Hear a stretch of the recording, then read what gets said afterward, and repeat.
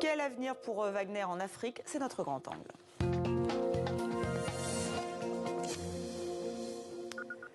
Mais où est passé Evgeny Prigojine? Que va-t-il advenir de Wagner depuis sa mutinerie avortée du 24 juin? Le sort du patron de Wagner et de son empire en Russie, mais aussi en Afrique, interroge. Alors nous sommes en direct avec Lou Osborne du collectif All Eyes on Wagner. Bonjour, bonsoir. Bonsoir. Vous êtes analyste, votre livre Wagner, enquête au cœur du système Prigojine, coécrit avec Dimitri Zefrey, sort le 15 septembre. Alors beaucoup d'informations nous parviennent, notamment le journal Libération qui dit que effectivement Evgeny Prigojine est bien en Russie, c'est ce que disait le président biélorusse cette semaine.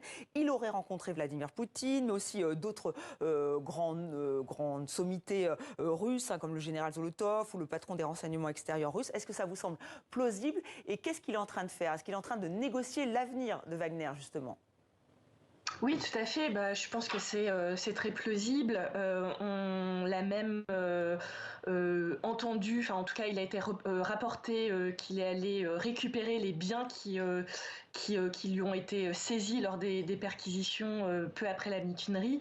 Donc ça serait assez logique qu'il essaye d'aller négocier, il essaye d'aller trouver un arrangement avec le pouvoir politique russe. Oui, donc il serait à Moscou et il aurait rencontré Vladimir Poutine. C'est vrai que là aussi, on s'interroge, vu les relations qui doivent être assez complexes entre les deux hommes. Complexe, oui et non. Je pense qu'il faut prendre un peu de distance et aussi se rappeler que ça fait 10 ans que Yevgeny Prigojine est la main la plus loyale de Poutine pour mettre en œuvre, enfin, pas ses opérations d'influence, mais en tout cas propager son influence.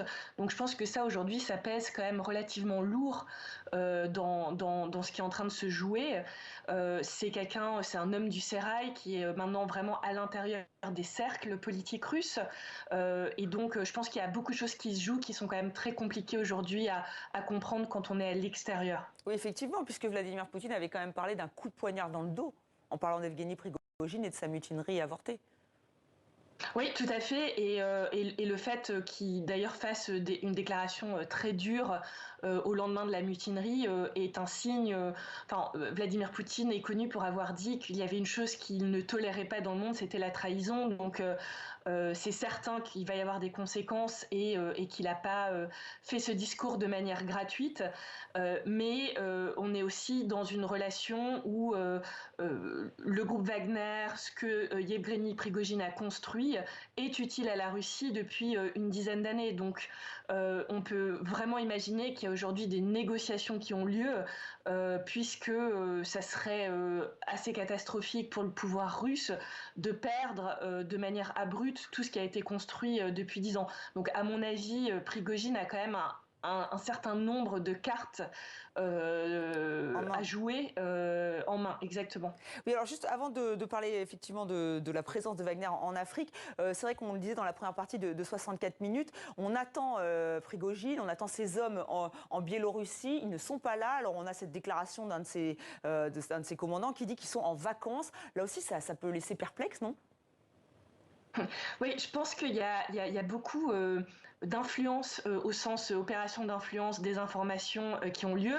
D'un côté, ça fait sens puisqu'ils essayent quand même de préserver, le côté de Wagner, ils essayent quand même de préserver un petit peu ce qui est en place, donc ils vont pas forcément tout dire et tout dire maintenant.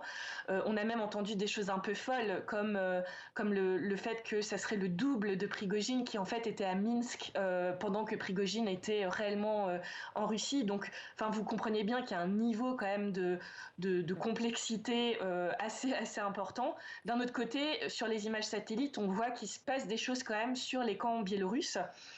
Et donc, il se passe des choses. Maintenant, qu'est-ce que c'est et à quelle vitesse, ça, c'est une autre question. Alors, il se passe aussi des choses en Centrafrique entre 5 et 600 hommes du groupe paramilitaire russe Wagner auraient quitté le pays. Alors, une information qui a été démentie par le gouvernement. Là aussi, est-ce que vous avez des informations? Plusieurs sources étrangères parlent de ces départs. Oui, alors nous on a pu recouper justement avec des sources sur place. Alors on n'a pas les nombres, on nous a pas communiqué les nombres. Néanmoins, il y a bien eu des départs. Maintenant, les départs ont été moins immédiats et groupés que ce qui avait été initialement dit. Et donc on sait que à Kouy, par exemple, ça a été un départ partiel. On sait que sur les camps de Enda et Bokaranga, c'était déjà dans les tuyaux, ils étaient déjà partis en fait depuis quelques semaines.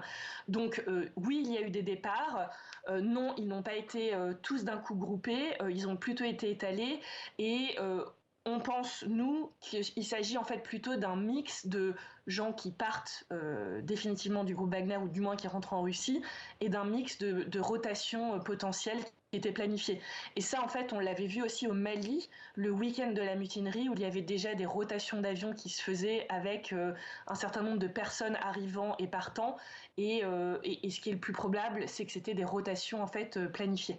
Donc des rotations planifiées, mais c'est-à-dire qu'on redéploie les hommes ou est-ce que ça veut dire qu'ils vont intégrer l'armée? Est-ce que je sais que là c'est vraiment très précis, mais pourquoi ces rotations? Est-ce que c'est une stratégie? Alors, nous, on n'a pas le degré de détail de est-ce qu'ils vont signer des contrats avec l'armée, oui ou non. Par contre, ils ont des rotations de personnel environ tous les 6 mois, puisque c'est comme ça qu'ils sont organisés contractuellement. Donc, ça pourrait être tout bêtement la fin du travail pour une partie des personnels de Wagner. Après, il y a clairement des gens qui ont quitté des postes. Donc, on a moins de gens, mais c'est pas un nombre énorme. Aujourd'hui, même s'il y avait 500 personnes qui partaient, il resterait toujours environ 1000 mercenaires sur place. Donc, c'est vraiment quand même minimal. Mais on voit qu'il y a des réajustements. Donc ça, c'est intéressant.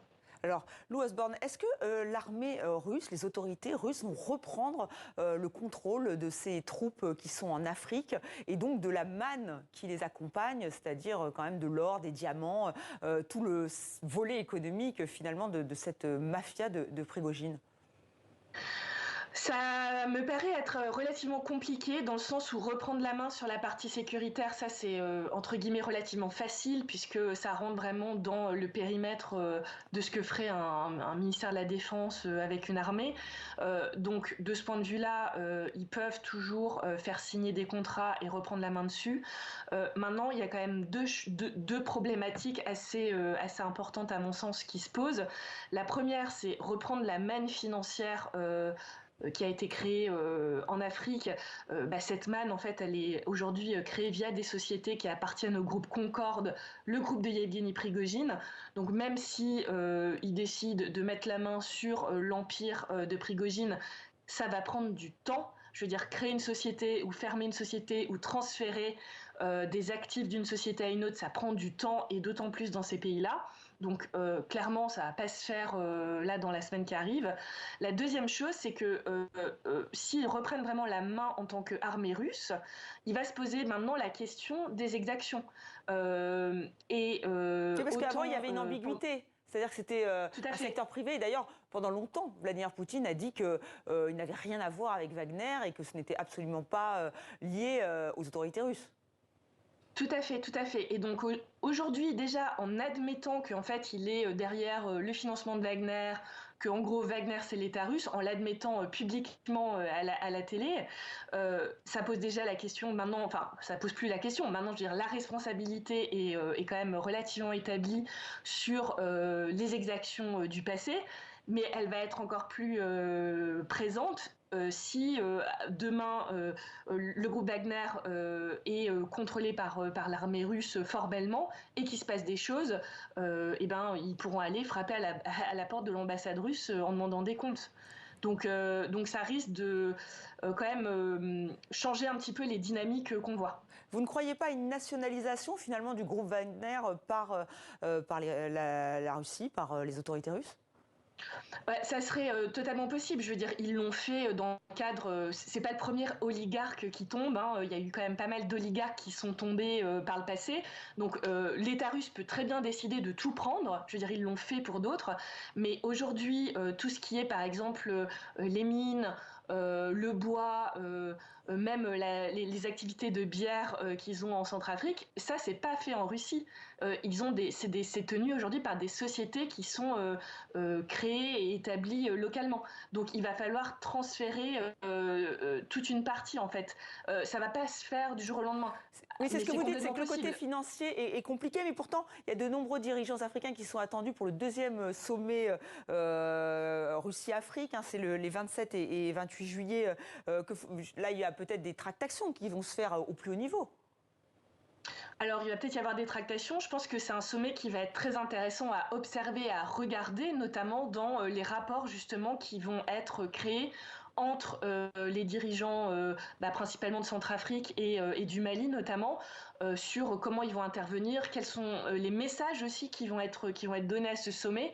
Est-ce que la Russie va essayer de vraiment réaffirmer que c'est un partenaire stable, un partenaire de confiance, ou est-ce qu'au contraire on va voir qu'il y a une espèce de relation qui est un peu érodée suite à ce qui s'est passé? Il y a aussi un volet informationnel très important de désinformation, hein, même du groupe Wagner. Certaines fermes à trolls ont été fermées. Est-ce que là aussi, vous pensez que les autorités russes peuvent reprendre la main, peuvent s'en servir, au risque d'être, effectivement, après d'être accusées? Oui, ça, je pense que c'est très probable que ça va être transféré, les savoir-faire vont être transférés. Ils sont d'ailleurs déjà de facto transférés puisque sur toute la partie informationnelle, il y avait quand même un grand nombre de contracteurs, de personnes qui vont et viennent et qui aujourd'hui occupent d'autres postes où du coup ce qu'ils ont appris, ça peut être potentiellement réutilisé.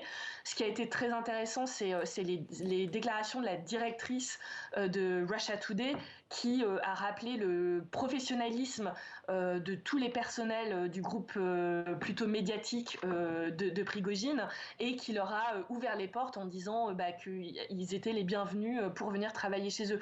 Donc évidemment que ça va être repris. Ce qui est aussi important de savoir, ça concerne moins l'Afrique, mais le groupe Prigojine est aujourd'hui un des premiers groupes privés qui offre des services d'influence au profit du Kremlin sur ce qui se passe en Ukraine. C'est grâce à eux qu'il y a eu toute une espèce de bulle informationnelle pour les Russes en Russie. Donc c'est clairement pas dans l'intérêt des autorités russes d'avoir ça qui tombe par terre en fait. Donc ils vont essayer donc de les maintenir. Merci Lou Osborne, c'est passionnant. Wagner, enquête au cœur du système Prigojine. Donc le livre que vous avez coécrit avec Dimitri Zuffré sort en septembre. Encore merci d'avoir accepté de participer à ce Merci. grand angle.